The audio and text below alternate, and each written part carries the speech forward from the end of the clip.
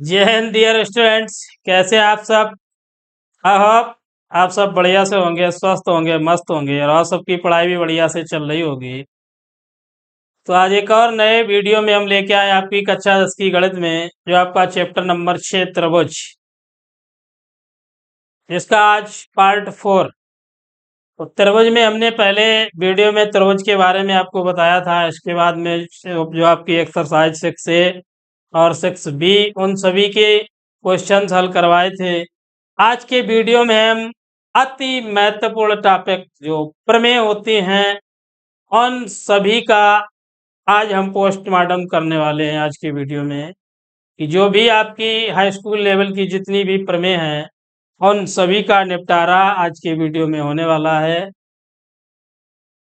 तो चलिए चलते हैं सीधे अपने वीडियो पर। जो आपका टॉपिक है आज, सीधे उसी पर चलते हैं, क्योंकि समय के अभाव को देखते हुए सीधे टॉपिक पर बढ़िया से देखना है कि प्रत्येक प्रमेय जो आपका आने वाला 2025 का एग्जाम बोर्ड परीक्षा, उसके लिए अति महत्वपूर्ण है। तो बढ़िया से देखिए इसे आप। चलिए चलते हैं सीधे। फर्स्ट देखिए आप, उद्देश्य आधारभूत आनुपातिकता का प्रमेय, प्रमेय नंबर 2 है। पहली जो आपकी थेल्स प्रमेय थी वो हमने पहले से ही कंप्लीट करा रखी है। इसका वीडियो हमारे चैनल जो परफेक्ट कोचिंग सेंटर मैथ के नाम से है, उस पे आप जाके प्लेलिस्ट पर देख सकते हैं और थेल्स प्रमेय का अध्ययन कर सकते हैं। अन्य सभी चैप्टर की वीडियो पहले से ही अपलोड है। तो चलिए, जो प्रमेय आपकी 2, इसमें देखिए क्या लिखा है। यदि जब कोई रेखा किसी त्रिभुज की दो भुजाओं को समान अनुपात में विभाजित करती हो, लिखा है कि जब कोई रेखा किसी त्रिभुज की दो भुजाओं को समान अनुपात में विभाजित करती हो तो यह रेखा तीसरी भुजा के समांतर होती है। तो यह रेखा तीसरी भुजा के समांतर होती है। तो जो आधारभूत आनुपातिकता की प्रमेय हमने आपको बताई थी, सेम उसी का विलोम है ये, जस्ट। तो चलिए इसे अब देखते हैं। पहले तो चित्र बनाते हैं इसका।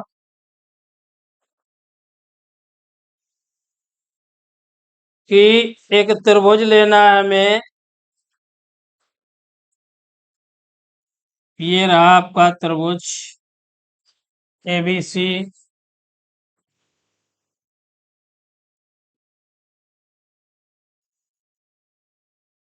एक त्रिभुज हो गया ABC। अब क्या लिखा है इसमें कि जब कोई रेखा किसी त्रिभुज की दो भुजाओं को समान अनुपात में विभाजित करती है, क्या है कि समान अनुपात में विभाजित करती है तो तीसरी भुजा के समांतर होती है। तो अब दो भुजाएं हमें यहाँ पे, एक ये ले लेते हैं और एक यहीं पर क्या करना है कि दो भुजाएं लेनी है। तो इसी से यहाँ से एक इंटरसेक्ट इस प्रकार करा देते हैं। लीजिए, ये दो भुजाएं हो गई आपकी। दो भुजाएं ले ली, इन्हें भी नाम दे दीजिए। तो एक ये आपकी D और ये E और दूसरी हो गई F। तो ये रहा आपका चित्र। आप दे रखा है, पहले दिया है।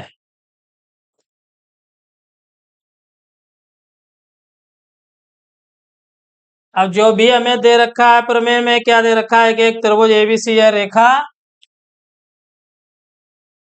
सॉरी कुछ और नाम दे दें, इसे L दे दीजिए। चलो चलो L दे दिया।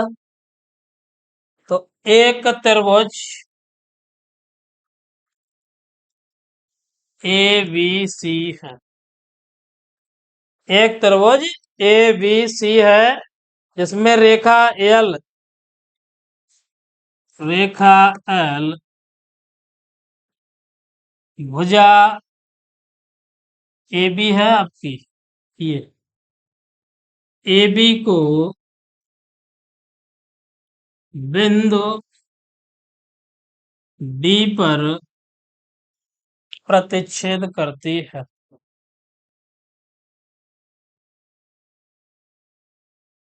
बिंदु D पर प्रतिच्छेद करती है। ये तो आपको दे रखा है और AC भी लिखनी है तो AC को बिंदु E पर इंटरसेक्ट या प्रतिच्छेद करती है। ये तो आपका जो दे रखा है प्रमेय में वो। अब हमें सिद्ध क्या करना है?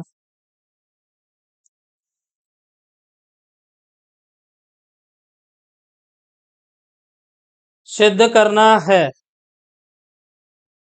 तो एल जो रेखा है आपकी वो किसके समांतर है? BC की। ये हमें सिद्ध करना है कि जो रेखा एल है हमारे पास ये BC के समांतर है। ऐसी है BC के समांतर, ये सिद्ध करना है। चलिए अब उपपत्ति।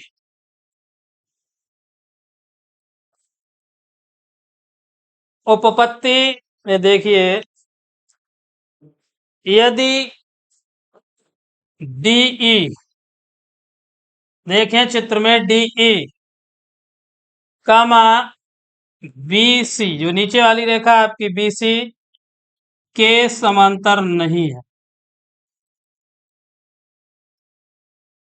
BC के समांतर नहीं है।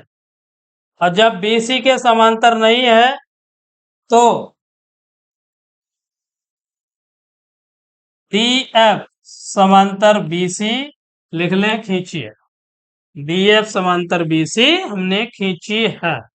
ठीक है, DF के समांतर कौन सी रेखा खींची है? BC। तो चूंकि DF समांतर है आपका BC, तो आधारभूत अनुपातक प्रमेय,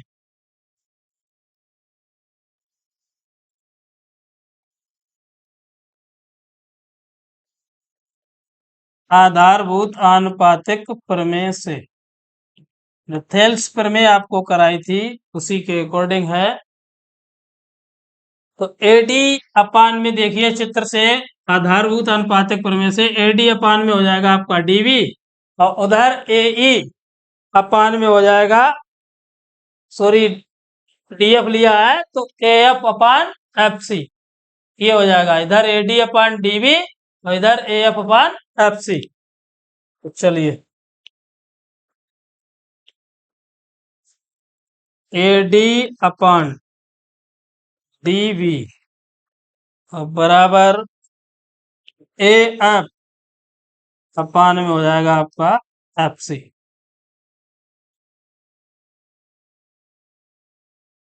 इसे समीकरण 1 नाम दे दें। अब इसी प्रकार आपका AD अपान में DV और बराबर में है आपका AE और अपान में EC। ये हमें क्या है? दे रखा है, दिया है। AD अपान DV बराबर AE अपान EC, ये हमें दे रखा है। इसे समीकरण नंबर 2 नाम दे देते हैं। अब समीकरण 1 व 2 से, 1 व 2 से, अब समीकरण 1 और 2 देखेंगे हम। देखिए 1 और 2 की तुलना करेंगे तो AD से AD और DV से DV कैंसिल हो जाएगा। हमारे पास बचेगा AF अपान में है आपका FC बराबर AE और अपान में है E और C। तो AF अपान FC बराबर AE अपान EC। अब दोनों पक्षों में एक जोड़ देते हैं।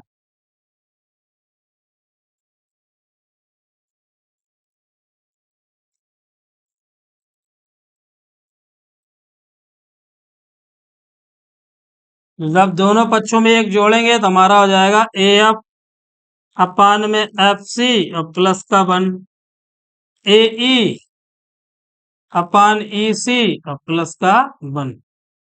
इसे जब आगे हल करेंगे देखिए तो AF प्लस FC अपान में FC बराबर AE प्लस EC और अपान में EC। अब AF प्लस FC की जगह देखिए आप लिख जाएगा AF प्लस FC, इसकी जगह AC अपान में एफ सी और ए ई प्लस ई सी, ए ई प्लस ई सी, इसकी जगह भी क्या हो जाएगा, ए सी हो जाएगा पूरा, और अपान में ई सी। तो ए सी से ए सी कैंसिल हो जाएगा आपका, तो क्या बचेगा हमारे पास, एफ सी बराबर हो गया आपका ई सी। देखिए एफ सी बराबर ई सी सिद्ध हो गया। तो जब एफ सी बराबर सी ई सी है, तो बस जो रेखा आपकी एल है वो किसके समांतर हो जाएगी, बी और सी के। चलिए नोट कर लीजिए जल्दी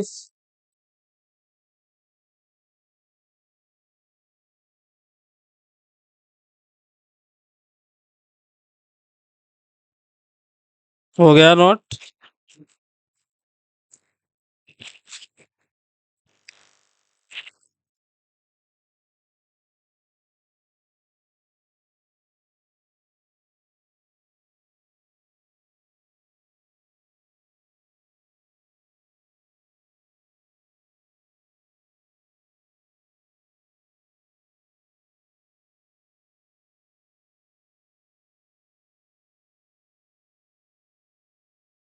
अगले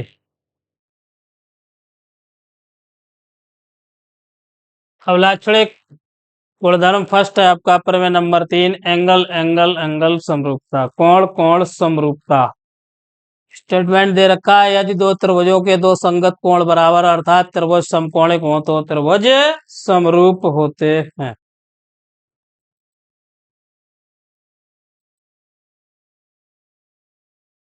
चलिए दो त्रिभुज ले लीजिए,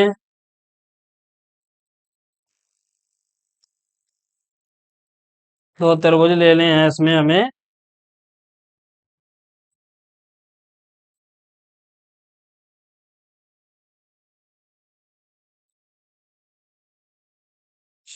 ये हो गए आपके त्रिभुज, एक ए है, बी है आपका, सी, दूसरा डी, ई और एफ।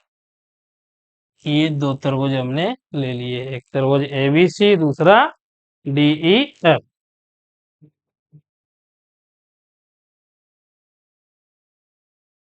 तो दिया है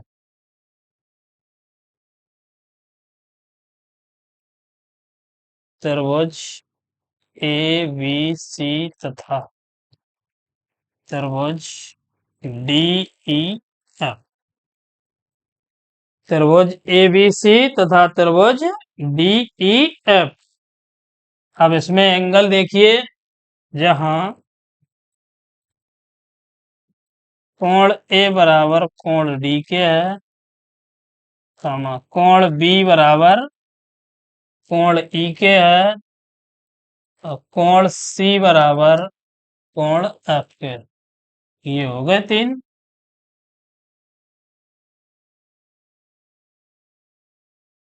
तो सिद्ध क्या करना है हमें,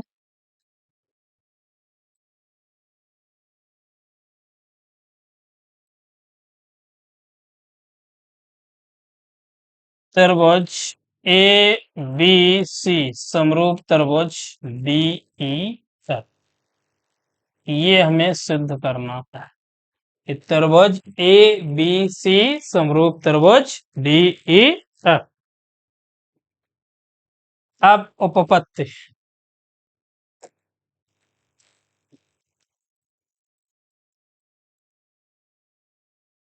उपपत्ति में देखिए आप,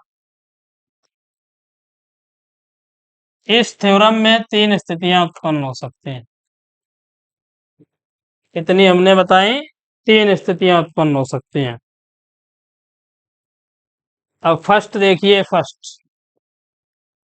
फर्स्ट कंडीशन में आपका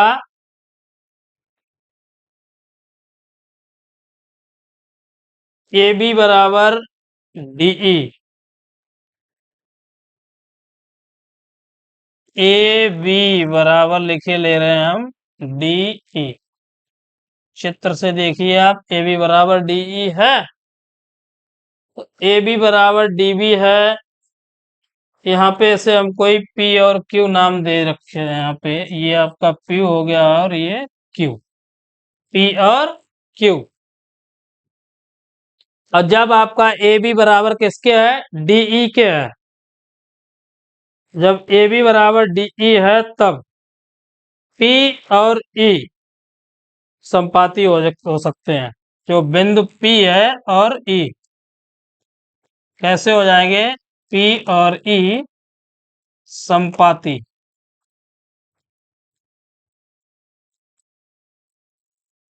क्या हो जाएंगे, संपाती हो जाते हैं। और जब एक दूसरे के संपाती हो जाते हैं तो त्रिभुज ए बी सी सर्वांग सम त्रिभुज डी ई एफ। जो आपका त्रिभुज ए बी सी है वो किसके सर्वांग सम हो जाएगा, त्रिभुज डी ई एफ के। और ये लिखा किससे हमने, कोण, भुजा और कोण, एंगल साइड एंगल समरूपता से, एंगल साइड एंगल समरूपता से। अब देखिए इस प्रकार ए बी बराबर आपका क्या है, डीई, ए बी बराबर डीई, बी सी बराबर हो जाएगा आपका किसके, देखिए चित्र से, ई एफ के, बी सी बराबर ई एफ, या ए सी बराबर देखिए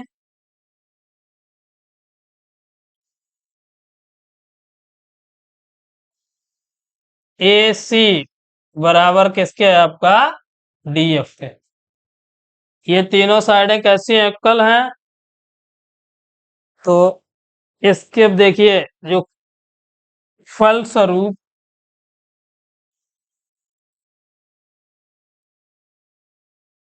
क्यू और एफ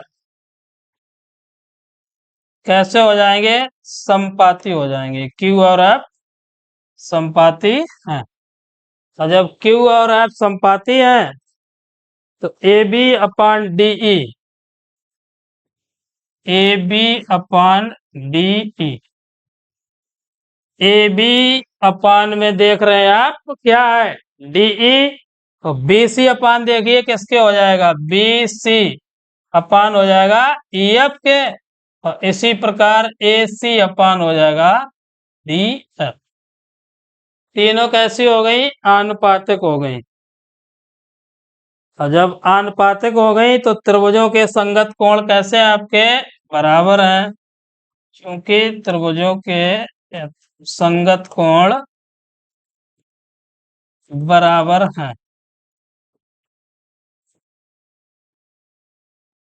और जब संगत कोण बराबर हैं तो क्या हो जाएगा, अतः त्रिभुज ए बी सी समरूप त्रिभुज डी ई एफ। चलिए कीजिए जल्दी से नोट।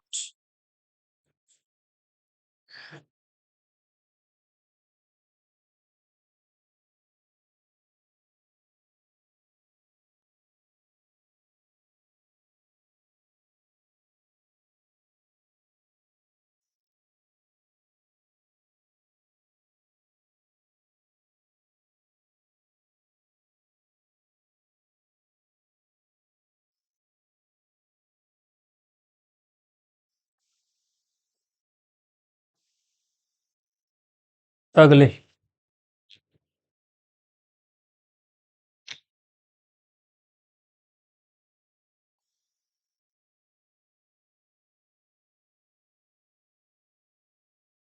अगली देखिए, यदि दो त्रिभुजों की संगत भुजाएं आनुपातिक हो तो वे त्रिभुज समकोणिक होते हैं। तो दो त्रिभुजों की संगत भुजाएं अगर आनुपातिक हैं तो वे त्रिभुज कैसे हैं, समकोणिक होते हैं। चलिए पहले तो दो चित्र लेते हैं, बनाते हैं इसके।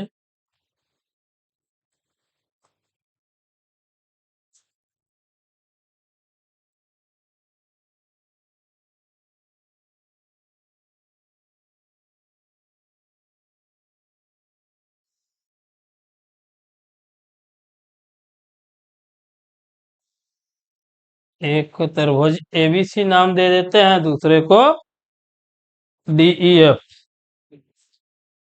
ये आपका ए बी सी, ये डी, ये ई और ये एफ। हो गए तीनों। अब इस पे एक रेखा ले लेते हैं, रचना पी और क्यू।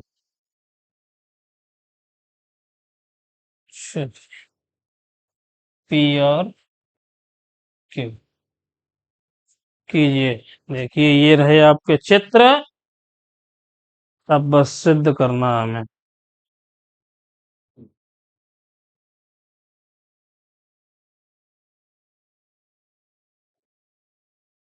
संगत भुजाएं हैं सूरी। 1 मिनट। चित्र का 1 मिनट।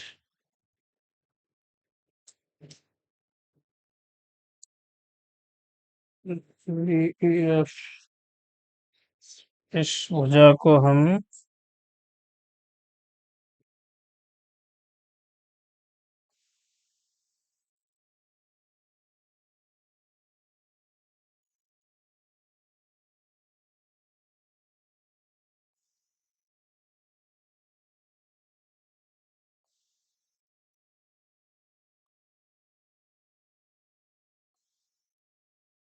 क्या है, अनुपातिक हो तो त्रिभुज समकोणिक पूछे गए, चित्र किसी दूसरे का बन गया।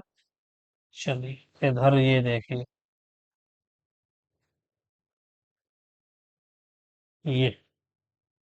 ये ठीक है,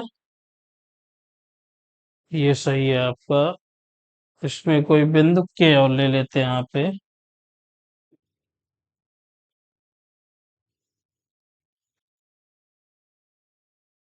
के चलिए इसे एंगल 1 नाम दे दें, इसे 2।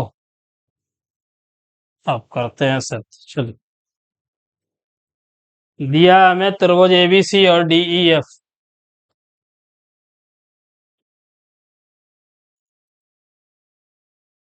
त्रिभुज ए बी सी और त्रिभुज डी ई एफ। त्रिभुज ए बी सी और डी ई एफ में ए बी अपान आपका किसके है, देखिए डीई के अनुपातिक है। ए बी अपान डीई, इसी प्रकार ए सी अपान हो जाएगा डी एफ और बी सी अपान में क्या है ई एफ।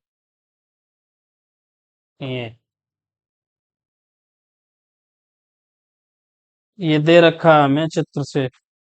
सिद्ध क्या करना है,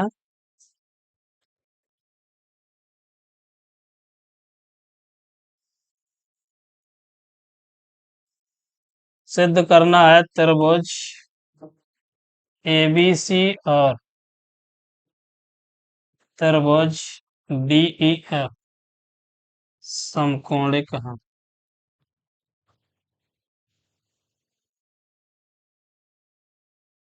त्रिभुज ए बी सी और त्रिभुज डी ई एफ कैसे हैं, समकोणिक हैं।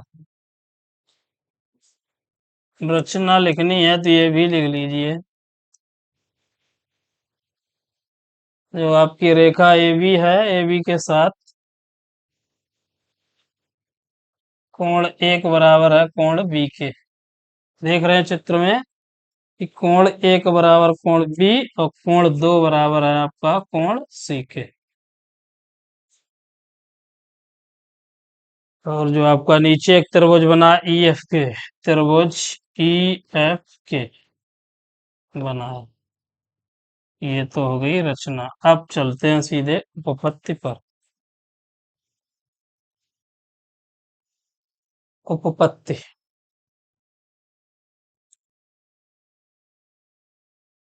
त्रिभुज ए बी सी और त्रिभुज ई एफ के, ए बी सी और त्रिभुज ई एफ के समकोणिक हैं। कैसे हैं, समकोणिक। तो त्रिभुज ए बी सी है और त्रिभुज ई एफ के कैसे आपके समकोणिक हैं। तब ए बी अपान ई के हो जाएगा, चित्र से देखते रहिए। ए बी अपान ई के बराबर बी सी अपान हो जाएगा आपका ई एफ। बी सी अपान ई एफ, चित्र से देखिए समीकरण एक। परंतु ए बी अपान डी ई, परंतु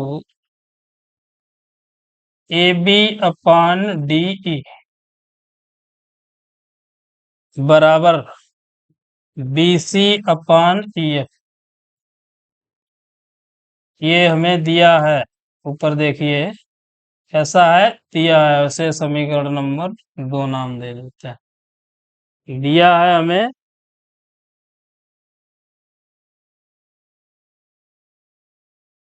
तो जल्दी से कीजिए, देखते हैं आगे।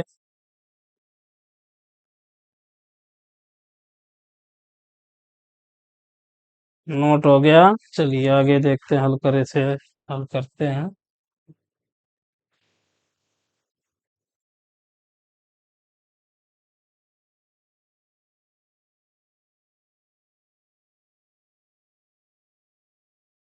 क्या? समीकरण एक व दो से, समीकरण एक व दो से, अच्छा, समीकरण एक और दो से ए बी अपान ई के है आपका, ए बी अपान ई के बराबर में लिखा है A B upon D E. A B से ए बी कैंसिल, 1 अपान ई के बराबर 1 अपान डी ई, या ई के बराबर है आपका डी ई। ई के बराबर डी ई। इसी प्रकार अब आगे ज्यादा लंबा नहीं करेंगे, इसे हम सीधा लिखे लेते हैं। डी एफ बराबर, देखिए एफ के है, डी एफ बराबर हमारा एफ के हो जाएगा। अब त्रिभुज डी ई एफ और ई एफ के में, अब त्रिभुज डी ई एफ और ई एफ के में, त्रिभुज डी ई एफ, चित्र से देखिए जल्दी जो है डी ई एफ और नीचे आपका ई एफ के। तो डी ई एफ और ई एफ के में डी ई बराबर किसके है, ई के है, चित्र से देखते जाइए। डी ई बराबर आपका किसके है, ई और के। तो डी एफ बराबर है एफ के, डी एफ बराबर एफ के। ई एफ बराबर ई एफ दोनों के लिए कैसी है, उभयनिष्ठ है, ये हम सिद्ध कर चुके हैं। ई एफ बराबर है आपका ई एफ, ये जो है वो दोनों के लिए कैसी है, कॉमन, तो इसे लिख लेते हैं उभयनिष्ठ। तो ये तो दोनों हम पहले से ही डी ई बराबर ई के सिद्ध कर चुके हैं और डी एफ बराबर एफ के पहले से ही सिद्ध कर चुके हैं। तो बस अब लिख दीजिए, अतः त्रिभुज डी ई एफ सर्वांगसम त्रिभुज ई एफ के, ई एफ के। अब ये किससे लिखा, 3 साइडें दिखाई तो S S S, side side side, समरूपता से। अब जब हमें डी ई एफ समरूप सर्वांग सम त्रिभुज ई एफ के, तो ये तो हमारा सिद्ध हो गया। अब बस लिख दीजिए यहीं से कि त्रिभुज डी ई एफ और ई एफ के समकोणिक हैं। तो लिख दीजिए यहीं पर, यहाँ पे लिखे देते हैं हम, त्रिभुज डी ई एफ और त्रिभुज ई एफ के कैसे हैं आपके, समकोणिक हैं, समकोणिक हैं, कीजिए नोट।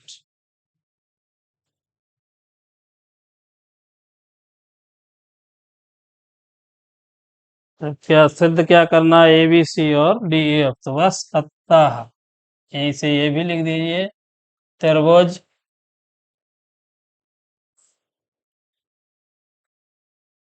ए बी सी और DEF भी समकोणिक होंगे। चलिए होगा नोट, जल्दी से कीजिए एकदम।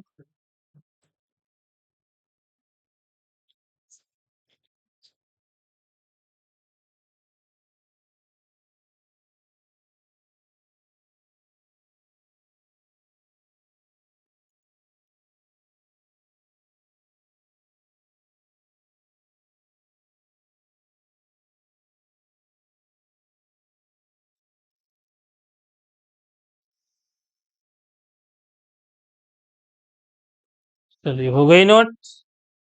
तो आज के वीडियो में बस इतना ही। जो भी प्रमेय थी महत्वपूर्ण आपको हमने करा दिए हैं। मिलेंगे अगले वीडियो में, और जो भी प्रमेय शेष हैं वो अगले वीडियो में आपको एक्सरसाइज के साथ ही कराएंगे। अगर वीडियो अच्छा लगे तो प्लीज़ लाइक सब्सक्राइब और दोस्तों को शेयर करें। आपके चैनल पर हमने बताया कि हम बिल्कुल फ्री ऑफ कास्ट आपको हाई स्कूल का कंप्लीट कोर्स देने जा रहे हैं, जिसमें आपकी विज्ञान और गणित निरंतर चल रही हैं क्लासें। जिसमें हमने केमिस्ट्री जो आपकी है रसायन विज्ञान कक्षा 10 की वो कंप्लीट करा रखी है, और जो भौतिक विज्ञान आपकी कंटिन्यू चल रही है। इसके बाद में जीव विज्ञान चलेगी, और गणित की भी क्लास आपकी निरंतर चलती है, चलती रहेगी। बढ़िया से बढ़िया आपको टॉपिक मिलेंगे, बढ़िया से बढ़िया वर्कशीट मिलेगी, टेस्ट भी रहेगा, ऑब्जेक्टिव क्वेश्चंस की भी तैयारी होगी। तो बस हमें आपका साथ चाहिए और कुछ नहीं। कि अगर आप मेरे चैनल पर नए नए हैं तो प्लीज़ सब्सक्राइब कर लें, जो वीडियो है हमारा उसे लाइक करें और दोस्तों को शेयर करें। चलिए मिलते हैं अगले वीडियो में, तब तक के लिए धन्यवाद। जय हिंद।